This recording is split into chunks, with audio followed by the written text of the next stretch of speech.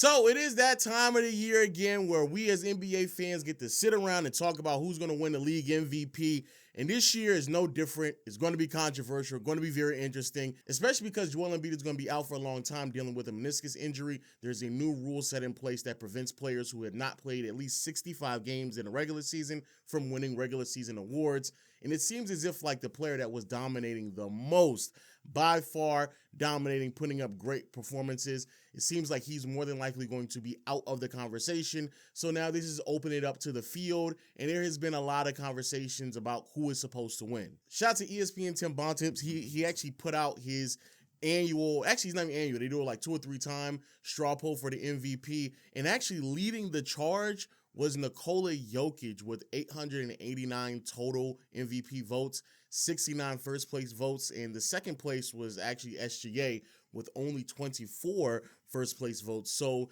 for those who do not know, the straw poll is basically a conglomerate of media members, some of which are actually MVP voters.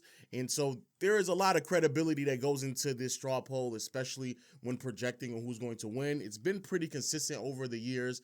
And the fact that Jokic is winning by this large of a margin is actually pretty interesting because when you look at it from a much bigger picture, it's not that simple. For the season, Shea and Jokic are actually putting up ridiculous numbers. Shout out to Shea, he averaging 31 points, 5 to 6 rebounds, 6 to 7 assists on very impressive shooting splits, 55% from the field, 37% with the long ball, and 88% from the free throw line. And then when it comes to Jokic, as always, he's putting up ridiculous numbers as well, 26, 12, and 9, which is crazy. Shooting splits of 58%, 37%, and 81%. The thing that actually makes things very, very interesting is actually the standings. As of today, OKC actually has the number 2 seed in the Western Conference, but Denver isn't far removed from them with the 4th seed. But we're talking about basically a half a game or a game between the difference. So it is going to be very, very interesting. However, I do wonder when it comes to the MVP race, in particular with Jokic, how much will voter fatigue set in place? Looking at the straw poll, it doesn't seem like it's that much, which is something that's very interesting. I would have thought a player who already has 2 MVPs, I don't know if them receiving their 3rd MVP was something that would make the most sense.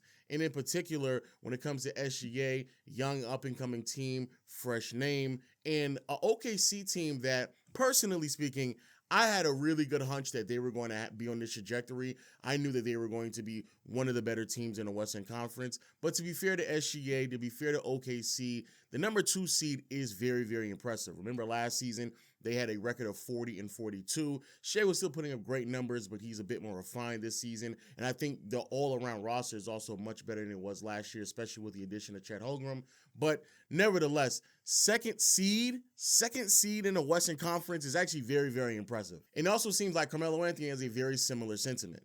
Shea, Jokic. What is the criteria?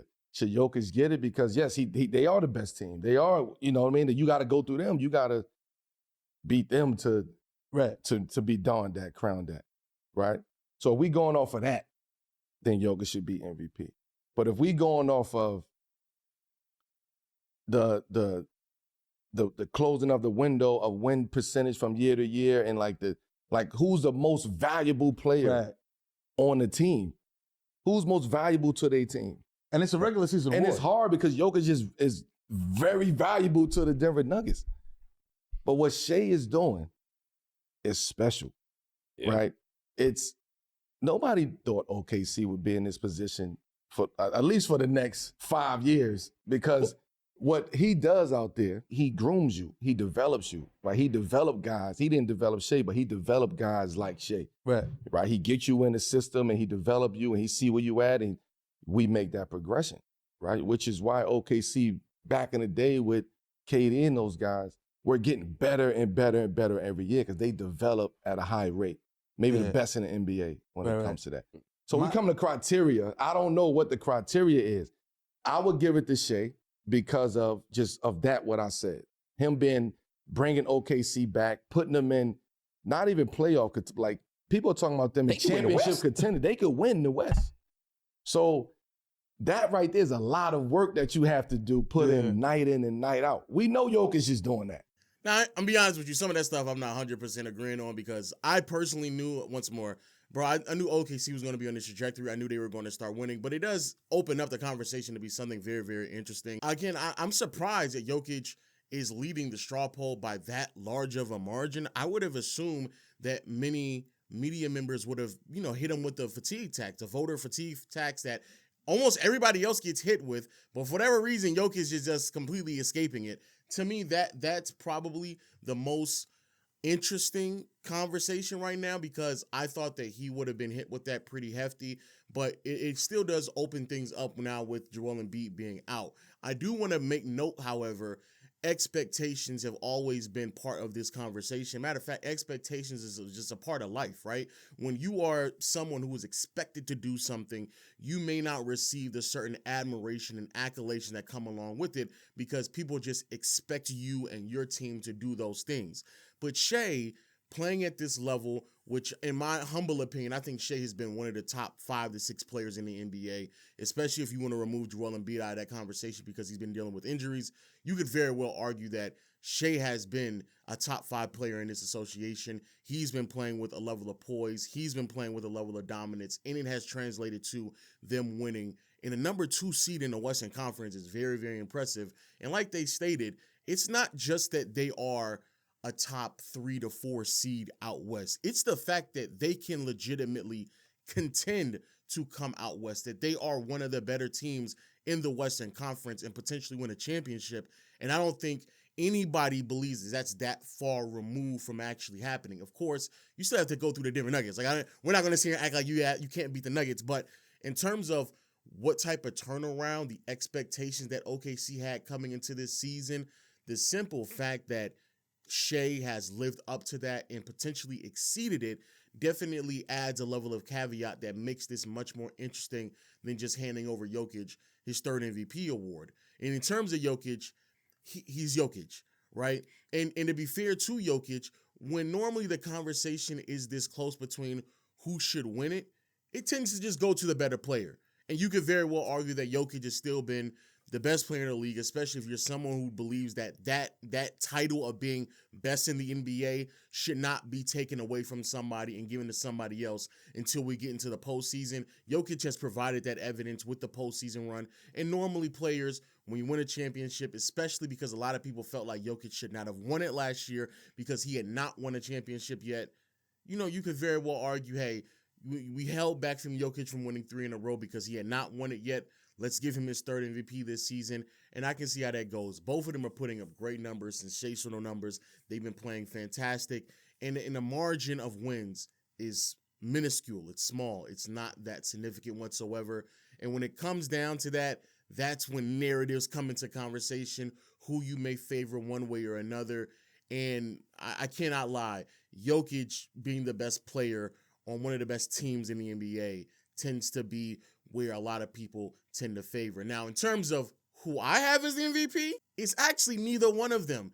Because in my opinion, the player who's actually been playing the best, who's been putting up the greatest numbers, who is the most valuable to their team, and I'm not even huge on the whole, you got to finish at this seating and that seating, especially over the past couple of years when that conversation really has changed and it is really converted into who should be the most valuable. In my opinion, is Luka. Luka is the league MVP. Luka is the one who's the most valuable to his team. And if we're being honest with ourselves, Luka is the one who's actually been playing like the best player in the NBA so far in this regular season. So far this season, Luka's averaging 34 points, nearly 9 rebounds, almost 10 assists, while shooting splits of 49, 38, 77. These are crazy numbers, especially because it means that he's leading the league in scoring. And even though, yes, Jokic just have very similar numbers, bro, the scoring gap is so significant that I'm actually willing to overlook the fact that Jokic is grabbing, I want to say like 3 more rebounds. We're talking about a near 10-point gap between Jokic and Luka. Like that is a pretty significant gap. And in particular, what Luka has been doing over the past month of basketball has been nothing short but historic. 36 points, 11 assists, 11 rebounds, shooting splits of 51%, 38% from the long ball, 77% from the charity stripe. This also encompasses some ridiculous scoring performances, such as a 73 special he put out on Atlanta, 45 he put on Orlando, 40 points in Milwaukee as well. Like, Luka is going on this historic tear, and I think many people are going to say, hey, we can't put him in this conversation because of standings, but I think that would be pretty hypocritical, especially because some of these same voters decided to give Jokic the nod, despite the fact Jokic was not one of the top seeds. Same thing with Russell Westbrook. They gave him the nod, even though he was not a top seed. And when we look at the standings, because to me, the standings are not significant enough to alter the type of perception that people have had over the past couple of years when it came to the voting. There is a pretty noticeable gap between the Denver Nuggets, the 4th seed, and the Dallas Mavericks, the 7th seed. Again, I don't think standings should have that much weight on it when you have somebody playing at this crazy of a level, right? But when you look at the gap between the Dallas Mavericks and the 5th seed, who are the New Orleans Pelicans, that's only a 1-game gap, just 1 game. So that can be made up within just another game or two. We're only a game or two away from the All-Star break, so maybe we have to wait a couple more weeks for that to get made up. But the Dallas Mavericks also, post-trade deadline in particular, they've been on a tear, winning their last 5 games. They've been winning them pretty convincingly as well. It would not surprise me at all if the Dallas Mavericks go on a run and they make a really good push in the latter part of the season with Luka putting up ridiculous numbers in the process, especially as of late. The numbers he's been putting up has been crazy. And I believe for someone who has been playing at a level where you could very well argue he has been the best player in the NBA in these first, 50-some games of the regular season, bro, Luka is amazing. He is ridiculous. He should get legitimate MVP considerations. And when I sit here and I look at the MVP voting, Luka should not be this distance of a 4th place. He should not be that far removed. He has a very legitimate conversation and argument to be the league MVP, especially because, again, there's only a 1-game distance between him and the 5th seed, the Dallas Mavericks, and the New Orleans Pelicans. But even with the improvements, that team isn't as good as OKC. That team is not as good as the Denver Nuggets either. It's an okay roster, really, really solid, but definitely not a team that you would assume would finish with one of the top 4 to 5 records in the Western Conference. And it seems as if, like, they could be going on that trajectory, especially if they close out the season really strong. So as of today, I can see why somebody would say, Jokic or SGA. I can see that. And if I had to lean one way or another, especially if y'all going to tell me that Luka's out of the conversation solely because of standings, even though we all know he's been playing just as good, if not better, than everyone else, he's supposed to be out of the conversation because of standings, then, I mean, hey, that means you got to give it to SGA. Give it to SGA at that point. Give it to him because he has the best record out of all of these teams right now. I believe he has the best record out of all these players, OKC. So give it to SGA. But if we're talking about value, if we're talking about what you bring to your team, we're talking about your level of play, and we're not really putting that much precedent on standings, the same way we did with Jokic, the same way we did with Russell Westbrook, the same way we've been doing even when you look at the voting over the years, even the players who don't win the MVP. Standings has not really been the end-all be-all as much as it used to be. I would like to then enter the conversation Luka Doncic because he has been playing at that level. But nevertheless, interesting conversation, interesting MVP race. I really want to see how it's going to close, especially because Embiid, unfortunately, is going to be out of the race. But hey, let me know your thoughts in the comment section down below. Who do you think is going to win the MVP as we're this deep into the regular season? Also, make sure you hit the notification bell and the subscribe button to receive daily updates on fairly daily content on this channel when it comes to the NBA. But if not, until next time, I'll see you all later. Peace.